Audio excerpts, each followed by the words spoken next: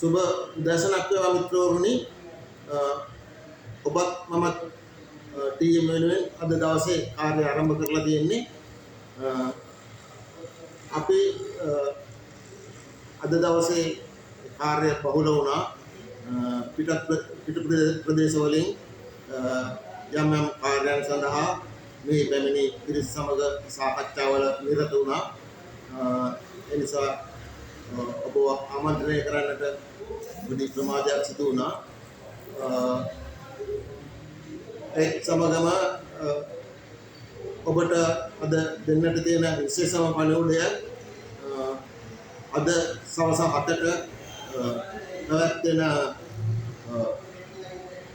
රැස්වීමට ඔබ සියලු දෙනාම සහභාගී වෙන්න. මොකද අපිට නිරීක්ෂණය වෙනවා රැස්වීම වලට සහභාගීත්වය බොහෝ දුරට සමහර අයගෙන් අඩු වෙනවා, සමහර අය ඉතාමත් උනන්දුවෙන් සහභාගී වෙනවා.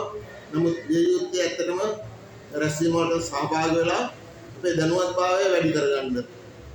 අපි අර මුදල් ආපසු ගෙයීමේ දින සීමාවෙම ගැන ප්‍රමාණයට වැඩි හිතුවා. නමුත් ඒ තුල අපිට යම්කිසි ආයෝජනය කිරීමේ සැලැස්මක් ක්‍රියාත්මක වෙනවා කියලා මේ වෙද්දී ඔබ සියලු දෙනාටම තේරුම් ගන්නට පුළුවන් ඇති කියලා මම හිතනවා.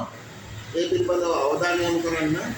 අද සවස රැස්වීමේදී ඔබට තවත් බොහෝ කරුණු ඔබේ දිනුවනේ ලබා ගන්නට තියෙන අවස්ථාව සලසා දෙනවා අනිවාර්යයෙන්ම. ඒ සඳහා ආරාධනා කරමින් දවසේ කටයුතු සාර්ථක වෙන්න කියලා ප්‍රාර්ථනා කරමින් මම සමුගන්නවා. ස්තුතියි.